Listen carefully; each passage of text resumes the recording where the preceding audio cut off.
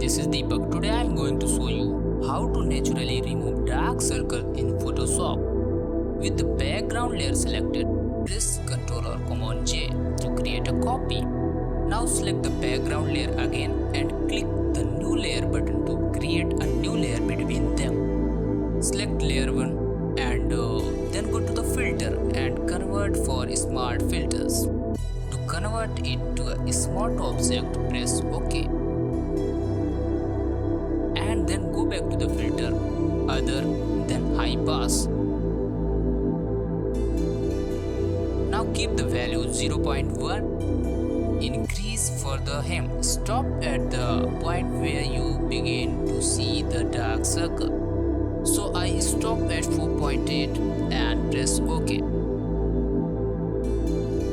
Now change the blend mode from normal to overlay. Hold down the alter option. Click on the line between these two layers, just like this. Select layer 2. Select the eyedropper tool. Make sure that the sample is current and below, and the sample size is 5 by 5. Take the brush